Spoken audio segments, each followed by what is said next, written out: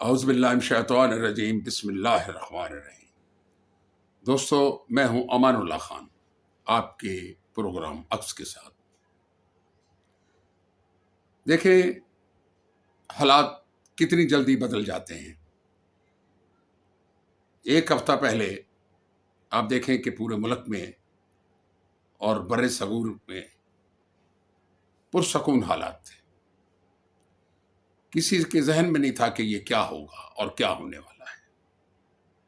لیکن ایک بات یاد رکھیں، پاکستان کی پوری قوم کے ذہن میں یہ بات موجود تھی کہ ثانیہ جعفر ایکسپریس کے بعد اس بات کی تصدیق ہو چکی تھی کہ ہندوستان نے وہ آگ جو ہمارے ملک کے مختلف علاقوں میں پھیلا دی ہے، اس کا ذمہ دار بھارت ہی ہے، ہندوستان ہے۔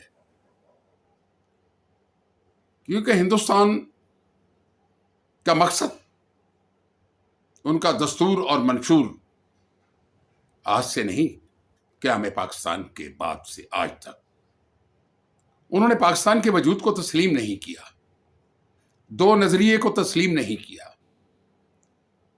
دو نظریے کو تسلیم نہ کرنے کی پہلی سزا ہمیں آج سے 35 سال پہلے پاکستان کو دو لخت کر کے بنگلہ دیش بنانے کی صورت میں ملی تھی۔ لیکن یہ کام وہاں رکا نہیں تھا۔ انہوں نے پہلی چنگاری بنگلہ دیش کی صورت میں اٹھائی تھی، اور اس کے بعد انہوں نے یہ فیصلہ کر لیا تھا کہ ہم پاکستان کو کئی حصوں میں تقسیم کر دیں گے، اور اسی ایجنڈے پہ آج تک ہندوستان کی تمام حکومتیں کام کر رہی ہیں۔ اور ہندوستان کی فوج ہندوستان کی حکومتوں کے ساتھ جڑی ہوئی ہے۔ اگر حکومتیں اور فوج آپس میں نہ جڑتی تو یہ جو حالات آج پیدا ہوئے ہیں کبھی نہ ہوتے۔ لیکن افسوس، صد افسوس، قیام پاکستان سے لے کر آج تک ہمارے اس ملک کی تمام سیاسی جماعتیں اور سیاستدان فوج کے ساتھ ایک پیج پر نہیں آ سکے۔ اور ہر آنے والی حکومت نے، اور آنے والی حکومت کا مقصد کیا رہا کہ فوج کے اختیارات کم کیے جائیں، فوج کو کم کیا جائے، یعنی ان کی تمام چڑھائی آج تک فوج پہ رہی ہے۔ اور جبکہ آنے والی حکومتیں تمام سیاسی طور پر مردہ حکومتیں تھیں، کرپٹ حکومتیں تھیں، ناجائز حکومتیں تھیں۔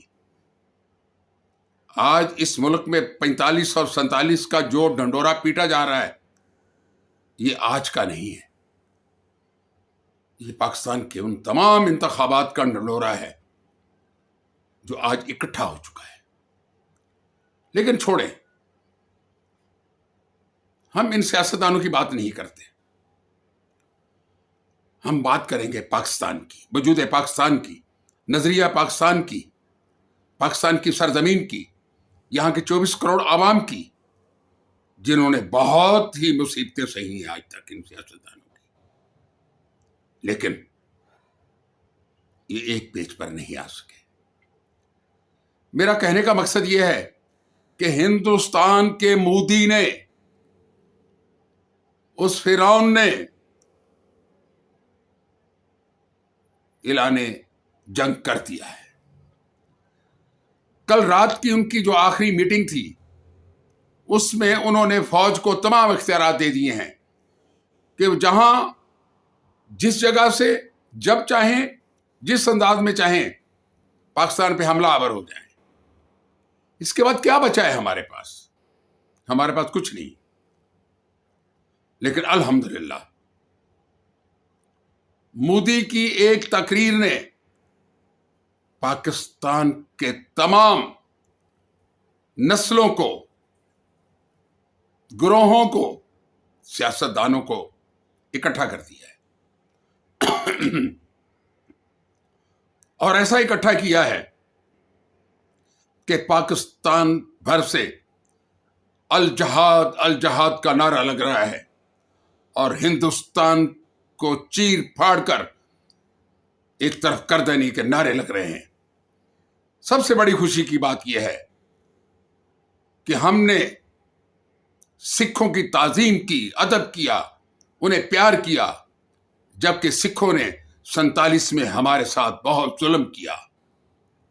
وہ ظلم کیا جو آنے والی نسلیں نہیں بھول سکتی۔ اس کے باوجود انہوں نے اس وقت کا، اس درد کا مداوع کر دیا۔ ہندوستان کے سکھوں نے اعلان کیا ہے کہ ہندوستان کی فوجیں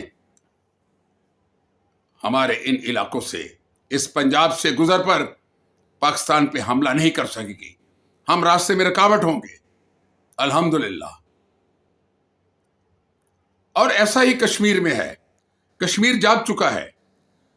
کل رات ہندوستان کے 4 جنگی جہازوں نے، جو جدید جہاز ہیں رافیل کے نام سے، انہوں نے کشمیر پر پروازیں کی، لیکن چند ہی منٹوں میں ہمارے شیر جوانوں نے، ہمارے جہازوں نے ان کا پیچھا کیا اور انہیں دوڑنے پہ مجبور کر دیا۔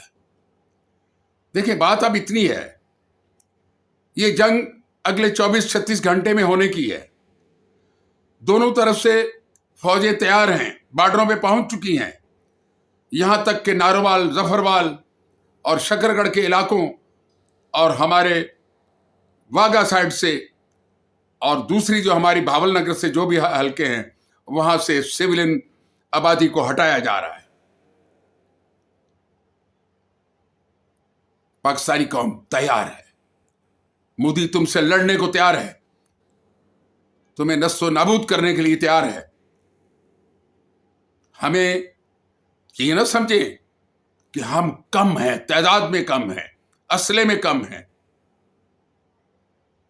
لیکن مسلمانوں کا جذبہ موجود ہے، ایمان کا جذبہ۔ یہ لڑیں گے، یہ مشرقی پاکستان کا انتقام بھی آپ سے لیں گے۔ آپ نے اب تک ہندوستان کے مسلمانوں کو جس طریقے سے تباہ و برباد کیا ہے، اور سب سے بڑی آبادی اس وقت بھی ہندوستان میں مسلمانوں کی ہے، اس کا بدلہ بھی لیں گے۔ آپ نے کشمیر کی ماؤں بہنوں کے ساتھ جو ظلم کیا ہے، اس کا بدلہ بھی لیں گے۔ مودی، تمہیں اور تمہاری فوجوں کو کہیں منہ چھپانے کی جگہ نہیں ملے گی۔ آپ یہ نہ سمجھیں کہ غزہ میں جو کچھ ہو گیا ہے، جو مسلمانوں نے اپنی کم ظرفی کا ثبوت دیا ہے، عربوں نے اپنی توہین خود کروائی ہے، لیکن اس سرزمین پہ ایسے نہیں ہوگا۔ ہمارے ساتھ چین بھی کھڑا ہے، ہمارا ترکی بھی کھڑا ہے، ہمارے پاس ساتھ عرب بھی کھڑے ہیں، عجم بھی کھڑے ہیں۔ تمہیں بھاگنے کا راستہ نہیں دیں گے، تمہیں بحر عرب میں غرق کر دیں گے، بحر ہند سے نکلنے کی تمہیں اجازت نہیں ہوگی، خلیج فارس تم نہیں جا سکتے، تمہارے تمام راستے بند ہوں گے، جیسے تمہارے ہوائی راستے بند کر دیے گئے ہیں۔ تم نے پاکستان کا پانی بند کرنے کی دھمکی دی ہے، آپ بند کریں، آپ کے تمام ڈیم اڑا دیے جائیں گے۔ مودی، تم نے پاکستان کو سمجھا کیا ہے؟ ہم ہتھیاروں کے بغیر بھی لڑنے والے لوگ ہیں، لیکن اب تو ہمارے پاس ہتھیار بہت ہے، دنیا کے جدید ترین ہتھیار ہیں، اور مجھے امید ہے کہ یہ جو ہم شو کر رہے ہیں، اس کے چند گھنٹوں میں تمہاری فوج میں بھی بغاوت ہونے والی ہے۔ آپ نے ایک جرنیل کو گرفتار کر لیا ہے اور اسے دلی پہنچا دیا گیا ہے، کیوں؟ اس نے بغاوت کی۔ اسی طرح آپ کی تمام فوج میں بغاوت ہوگی۔ انشاءاللہ ہندوستان کی اس فوج کو وہ سبق سکھایا جائے گا جو آنے والی نسلوں تک یاد کیا جائے گا۔ لیکن ایک بات کہوں گا، مودی، تم پاگل ہو، جنونی ہو، تم کم ظرف ہو، تمہیں کسائی کہا گیا تھا ہندوستان میں، اور تم قصاب ہو۔